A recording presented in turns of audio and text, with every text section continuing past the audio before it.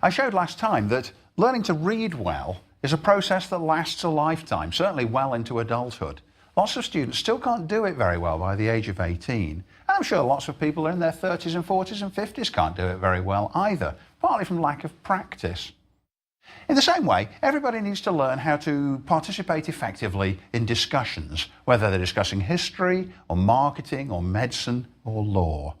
Discussion is very valuable. It turns passive learners into active learners who take more responsibility for their education, and they tend to learn better both the short and the long run.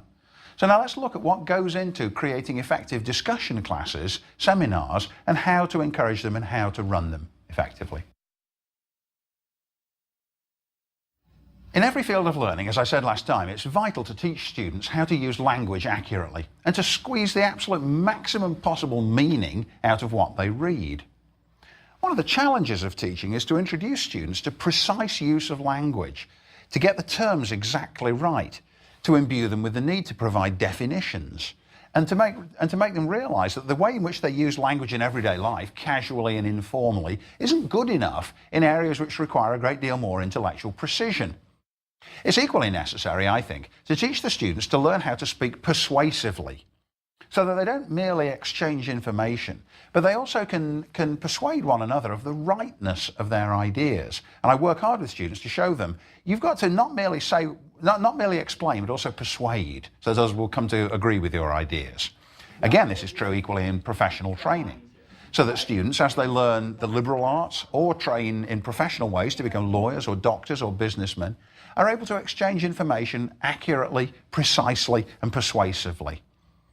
There should be an element of conversation and discussion in all classes. The small ones, particularly seminars, offer the very best opportunity to do exactly that and to do it more systematically. But I think it's useful to think of seminars as being devoted to refining language as well as to the discussion of the ostensible topic of the class. Small seminars offer teachers the opportunity to work closely on the precise use of language and exchange of information. And many of the classes I teach at Emory are classes of this type, gatherings of 12 or 15 or 20 students. And this is the ideal number in which to lead a seminar, but it's possible to have plenty of discussion even with much larger groups. Typically, in any 1 week of the semester, I ask the students to read a book or a set of articles or speeches, and then we devote class time to discussing them and trying to clarify the ambiguities, understand the author's principal arguments, and then situate them in their historical time and place. But as I suggested last time, the word read means different things to different people. If they're doing it properly, the student should go over the work more than once, and a few of them do. They should take accurate notes, and they should read in a quiet place that's free from interruptions. Experience has taught me that few of them will actually do it that way, but that's still the gold standard. Every field of knowledge has a vocabulary that must be learned and understood. And I spend a lot of time in seminars working on definitions and pointing out the variety of possible meanings apparently familiar words may have. I'd like to distinguish here, you saw me last time talking about the dictionary and just getting the students to look up words. That's vital. But beyond that, there are some words which have got such a rich array of meanings that the students need to be kind of hyper attentive to those words every time they occur throughout the semester. And in this excerpt, I'm going to show you a discussion of, or my challenging a student to give me a definition of the word nature, which is so central to environmental history. Josh, give us a definition of the word nature. Nature. Let's say nature was naturally here on the earth. Oh, whoa. You're not allowed to use the word in its definition. What is not man-made? Everything that's not man-made. Okay, and is there such a thing as human nature?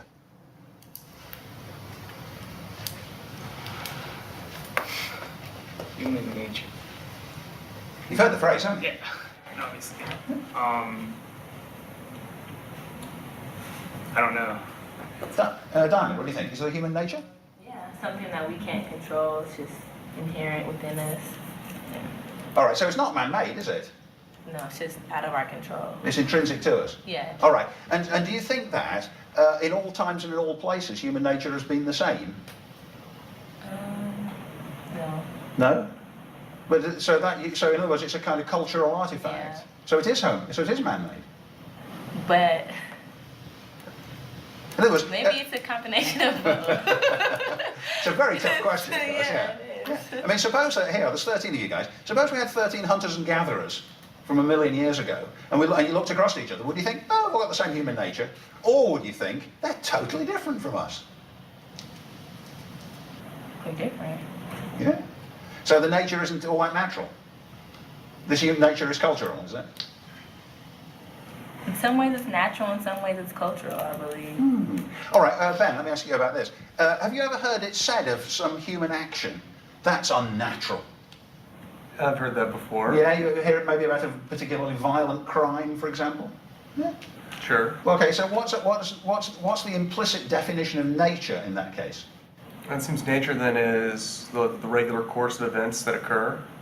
And just to say that being unnatural, it's something that's occurring that's very much outside of the norms. Ah, so it's really just a way of saying it's unusual. I would say in a lot of like unnatural, when people say something's unnatural, a lot of times, yeah, it really is unusual. But does it have a moral connotation as well? Yeah, you can put a moral connotation. I guess you're going for say like an ethical theory that advocates something like natural order or something. Good. And so have you ever heard anyone say, that's unnatural? Or have you more often heard them say, that's unnatural? Usually it does seem a little more loaded towards being bad. Yeah, right, there's the implication that it's bad. That somehow, it's so horrible, it's a perversion of what life ought to be like. Yeah? Now, going back to Josh's definition, Elliot, are you satisfied with it? It's everything that's not man-made? I don't know. I think that some man-made things are even,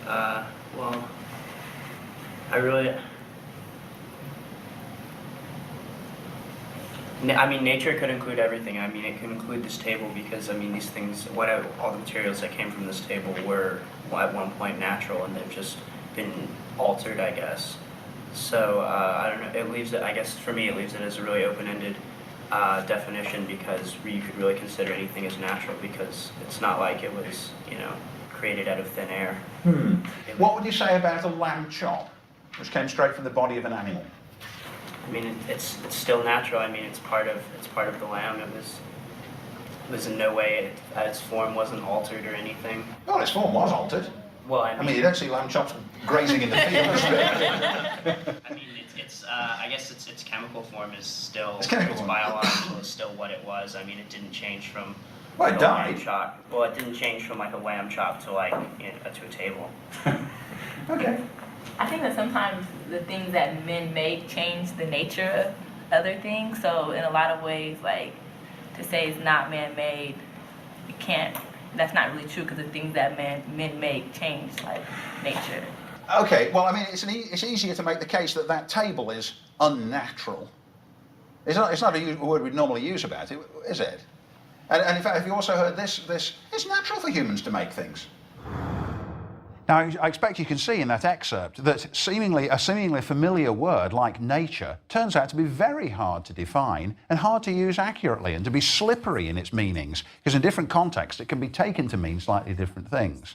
And in that course, throughout the semester, we were constantly referring to the word nature. But after that first brush with it, whenever the word came up, students themselves would say, remember that discussion we had about the word nature. Now, as we saw last time, close reading is also a very good use of seminar time, coaxing the students to recognise how authors use metaphors, analogies and hyperbole and how they create ambiguities. Laying logical traps for students to jump into is entertaining, and it's entertaining for you and for them, as you saw in that last clip, the question of whether it's natural or cultural. But the logical traps are also good because it helps the students to recognise the need for precision and careful thinking in their use of language. I strongly believe that seminars work best when all the students participate, even if they're initially reluctant to do so. All the studies, and there are a lot of studies now, show that if you make participation voluntary, quite a lot of the students will never speak up at all. And by not speaking up, they'll learn correspondingly less. Once you recognise that interactive learners are actually going to gain more from the course, then it becomes all the more important to make sure that everybody is involved. Certainly that's the justification I use to myself and to them when I insist that students participate, even if they don't really want to. I call on students who don't volunteer, partly to prevent a small minority from dominating the discussion, and then also to check that everyone has prepared adequately. This is a point, incidentally, on which professors often disagree strongly, because some of my colleagues refer to cold calling, as they call it, as being too much of an ordeal. In other words, if a student is shy and anxious, you ought not to impose upon them by suddenly calling them out like that directly by name. Well, my own view is that actually the students are far from being too delicate, are hardy and adaptable. They won't object once they know it's going to happen. It might be a little bit stressful the first time or two, but very quickly they realise, oh yeah, Dr. Alex, the kind of teacher who calls on us to participate. So we'll prepare carefully and we will participate.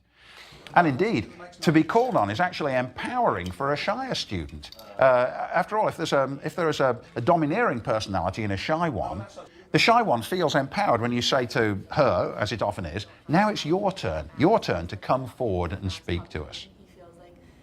Now, I tend to find in seminars, and I'm sure you will as well, that at first, exchanges tend to be just mainly back and forth between myself and one other student. But as they get involved in it, more of them start to join in, and it really does become more of a debate with one another. Watch here in this clip how what starts as a single back and forth between me and one student develops out into a wider discussion. And I think helps, as the students think about the question, they start deepening their analysis. Here we're discussing a book called The Ultimate Resource by Julian Simon, which claims that it's advantageous to have a very large population. How does he answer Ehrlich on the question of population itself? Because obviously resources is one thing and population is another. Adam.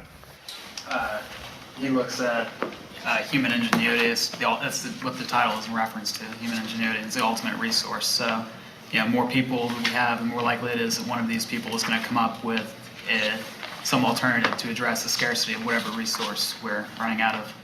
All right, so the idea that if you have 1,000 people, there's more likely to be a couple of Einsteins and Beethovens among them. Do you believe it? I mean, it's hard. It's kind of hard to say. I'm not sure yet. Well, what makes you doubt it or think twice about it? Because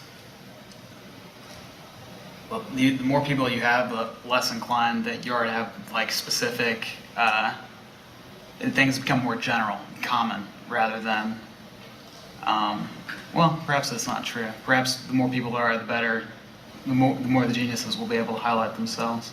Yeah, I'm honestly not sure. Right, you live at a time when the world's population has never been bigger. Does that make you think, I don't need to try very hard? Now it makes me think I have to try a lot harder because I have so many more competitors. Ah, exactly. So it's a stimulus to competitiveness. Yeah. He'd be delighted to hear you say that. Yeah. I was just thinking about, in North Carolina, the best football teams come from the biggest schools. So just if you have a lot more people to choose from, you're going to get, a group of people that are able to do one specific thing. So if that's like doing research on like copper alloys, the more people you have, the more likely you're going to get a group of people that will be able to make a difference.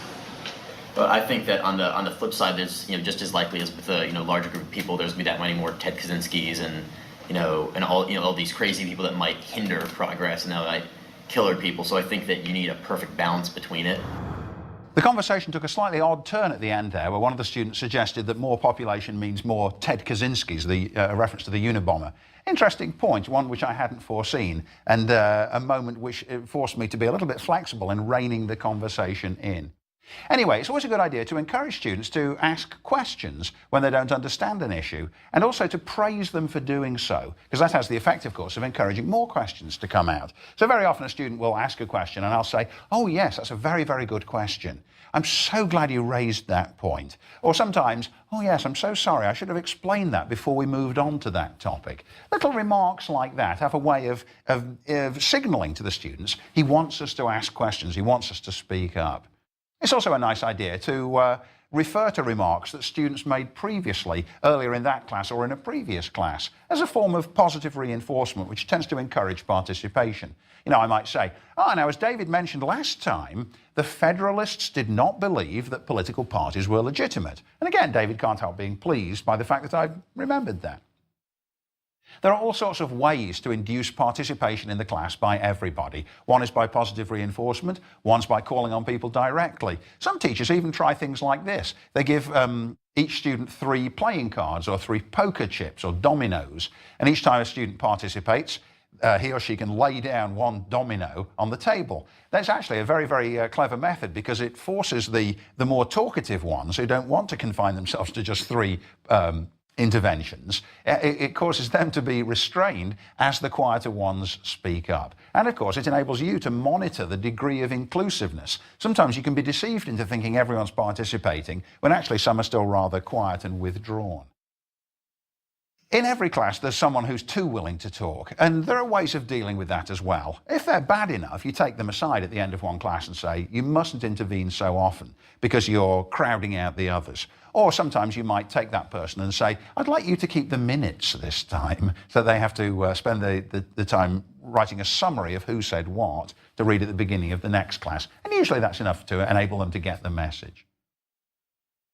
If you don't call on people directly by name, 2 things will happen. Only a few will speak at all, and many will feel that they can safely neglect to do the reading. I mentioned earlier in the course, and I can't stress the significance of it, occasionally you need to embarrass someone, not very much, but a little bit. If they haven't done the work and they were supposed to, you've got to tell them you should have done that work, and because they hate to be embarrassed, they will do the work from then on. You only ever have to say it once.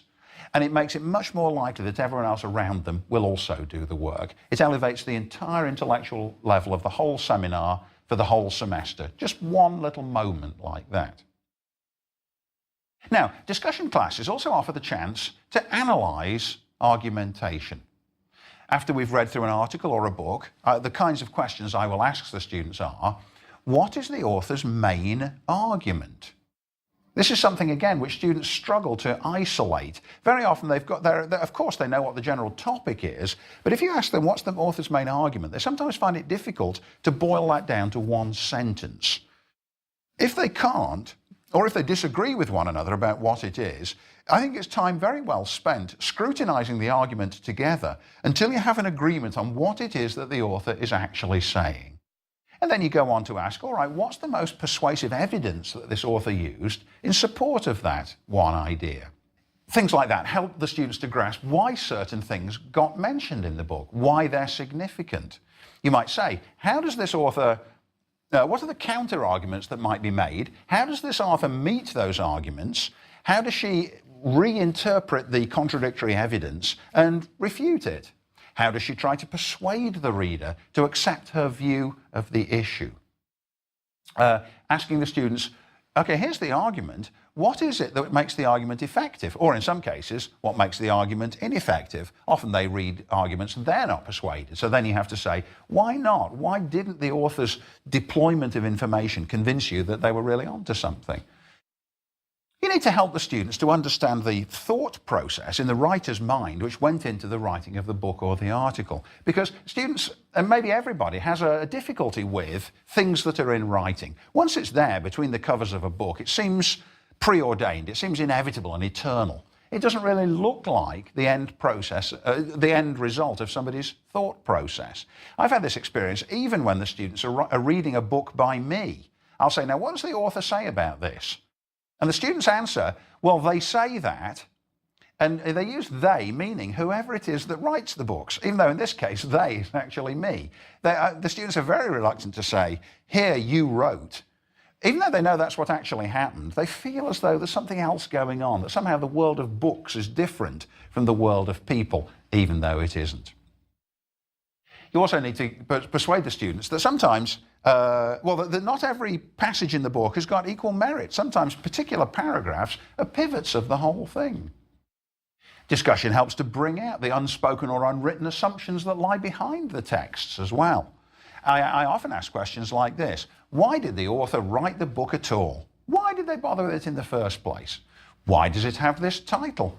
what sense do you gain of the personality behind the writing? And again, if they often find it difficult to see that personality because they can't really hear the tone of voice of the author. That's one of the reasons that reading aloud is so extremely valuable. Now, in the environmental history seminar which I was teaching and from which I've shown you many excerpts, there was one student, a lovely student called Josh, who'd always been baffled when I asked him the question, what's the tone of this passage? He'd been in a class with me previously, so we already knew each other quite well. And so I slightly facetiously designated him as that class expert on tone. And every time we did a reading, I would go back to him and say, all right, Josh, what's the author's tone in this one? Here I am asking him that question in relation to Paul Ehrlich's book, The Population Bomb, that was written in 1968. What mood do you get from the book? The book? You know, I'm always telling you about author's mood. Okay, this is an easy one, isn't it? The mood that I get, he's scared. Scared? Good. He's scared. What's he scared of? More people being born and then mass famine and... Yeah, he's scared of global catastrophe. Incidentally, that's the reason why it was a great bestseller, isn't it? Yeah, there's plenty to get really agitated about. Look, I've got an edition right from the first paperback edition. And you see how it's got the little anarchist bomb on it there? This really is a bomb. And it says, and look at this, while you are reading these words, 4 people will have died from starvation, most of them children. Well, now let's ask our mood expert. If the mood of the first one was fear, which I think is absolutely right, sort of a shriek of horror, what's the mood of this one? Kind of like calm down. It's not like, it's going to be all right. We got this under control. Yeah, reassuring, isn't it? Yeah. All right, so the mood's totally different. I was very, very pleased with Josh in that case because that was a real breakthrough for him. He'd been able there to accurately identify the contrasting moods of 2 books, really for the first time. And to me, that seems to be a very, very important learning moment. He understands as he starts reading it that the author's telling him and on all the audience to calm down. Now, from week to week, the students will accumulate a body of knowledge and a familiarity with the type of arguments which are characteristic of the area of study you're getting into. And they'll begin to recognize characteristic styles of argumentation as well. Students respond very well to seminars when they're convinced that the teacher is genuinely listening to what they say and isn't merely looking for pre-digested answers to all the questions. Seminar teaching requires a great deal of flexibility if you're going to be, on the one hand, keep on topic in the long run, while on the other hand, accommodating students' digressions and tangents. The remark about Ted Kaczynski was a tangent, but I think I was able to accommodate it and gradually bring the conversation back to themes which we needed to be talking about. Occasionally, you do have to say to the students, well, that's off the point, and explain why. And occasionally you should be willing to say, yeah, that's one of the issues we're going to come back to next week. But more frequently, you should let the discussion develop, even if it's developing in a direction that hadn't previously occurred to you and one which takes you a little bit by surprise. When you're planning for your seminar classes, read or reread the material carefully.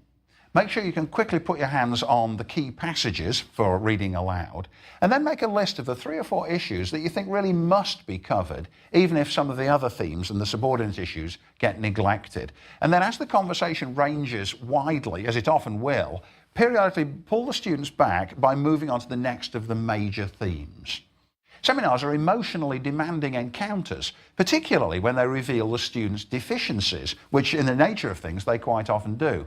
And they do require a certain amount of tact and discretion on the teacher's part.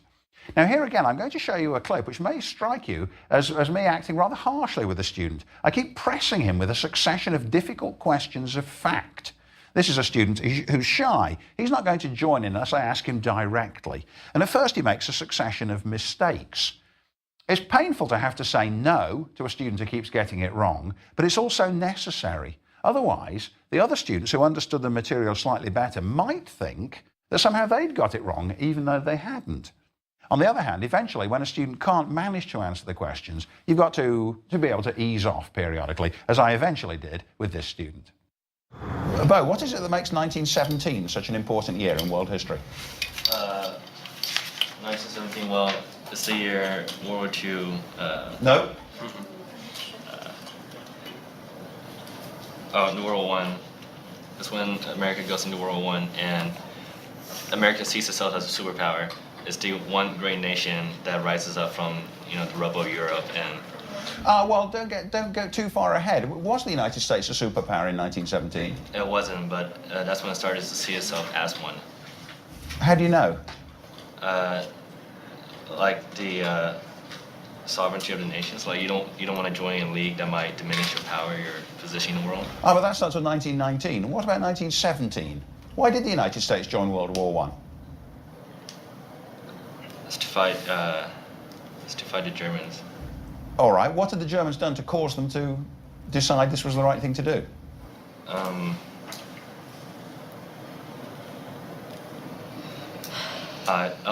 It's the massive alliances that got other countries involved, and was America pulled in because of the alliances with England? No, I mean, many of the European nations were drawn into the war because of combinations of alliances. But from August 1914 right through until April 1917, the United States wasn't involved. In fact, let's talk about that first. Why was the United States so slow to enter the First War?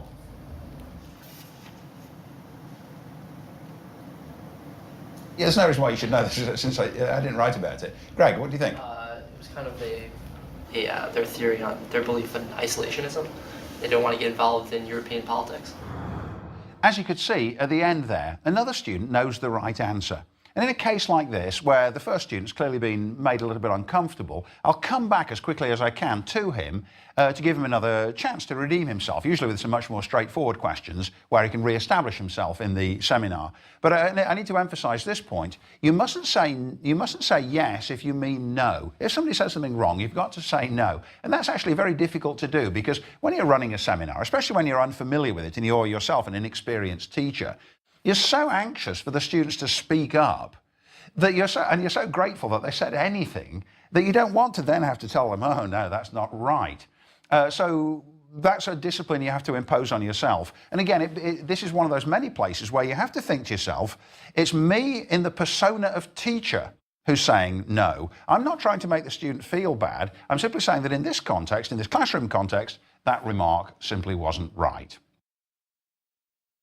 Well, now here I am pressing another student, not letting her off the hook, even though she's clearly not very well prepared. She's stuck, and she's reacting with embarrassed laughter. This is back now to the environmental history class. Now let's think about this question of scarcity. What does scarcity mean? Diamond. No, don't look at the text. Scarcity is I just keep hearing like more scarce, less scarce. I think it's like what I keep putting in my head. It's just, I guess, it's running out. Like you can never be at zero and say like it's scarce. I think that's how he was describing it. It means that something is like decreasing, or something is running out. Right. And how, according to Simon, how do you know that something is scarce?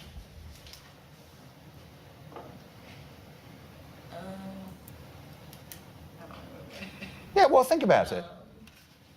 When there's less of, I guess, what there was before. But Well, there's an easier way. I mean, do you know how much gasoline there is still left in the earth? I was about to say we don't know, like, because we can find more, or there's other things that, All right. So if you had to give a quick, in other words, if your mom said to you, is gasoline scarce? I would say I don't know. Well, you might have some idea. How would you, what's the kind of everyday way of telling if something is scarce? Checking to see. No, but you can't. I mean, we don't have a handy check, is there? There is the Wikipedia page. Like go online and if someone to see something scarce. Well, it's a very, very simple thing. How would you set about working out whether shoes were more scarce this year than last year? Oh, well, we look at last year and then compare it to this year. So if there's less this year, Yeah, but how would you know? comparing it to last year. There's a really, really easy way of telling.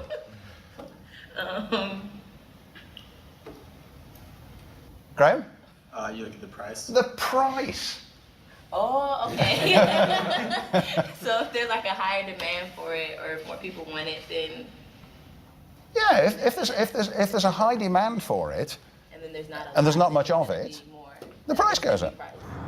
Now, the more a student has uncomfortable moments like that, the more likely it is that he or she will prepare more carefully the next time. This also relates to that question which I've raised periodically already: should students feel comfortable in class? My answer to that question is this: I don't want them to feel too comfortable in class. I want them to feel alert and a tiny bit anxious rather than comfortable, because in my experience it makes them work harder. In other words, to be in an environment which is a little bit anxiety inducing is a wonderful contributor to making them work hard. Let's sum up now. Discussion classes allow students to practice thinking through problems as well as organising the key concepts they've been reading about. It gives them a chance to test their ideas and to argue about them. The ability to respond thoughtfully and critically to diverse points of view is a part of the development of a lifelong skill. It has to be taught in and beyond the classroom. It's necessary to praise students for shrewd comments or for accurate summaries. Positive reinforcement goes a very long way in encouraging students and demonstrating what's working well. If students blunder in the ways that I've shown you quite a lot of examples of, give them an early opportunity to restore their credibility. The studies show that the longer a student goes without speaking or without speaking again, the less likely it is that they'll volunteer to participate. So every time you've given somebody a hard time, which I do a lot, you then need to reintegrate them into the group as quickly as you can. Asking questions is obviously a very, very good and useful way of stimulating a discussion, but you need to make sure that the questions you're asking are open-ended. Don't simply ask yes or no questions, because you'll ask the question, the student will say yes, and then that'll be it. You need to ask questions which provoke thought, asking them to describe an author's point of view or a process of argumentation, something like that. It's also necessary sometimes to ask a question and wait while they think about it. 15 seconds seems like an eternity when you're waiting for an answer, but it's necessary as they start to think through the problem. And sometimes you need to frame a new question to lead the way into a slightly different topic. There's a lot more to be said about seminars and discussion classes. So rather than finish the topic here, I'll continue with this theme in the next lecture.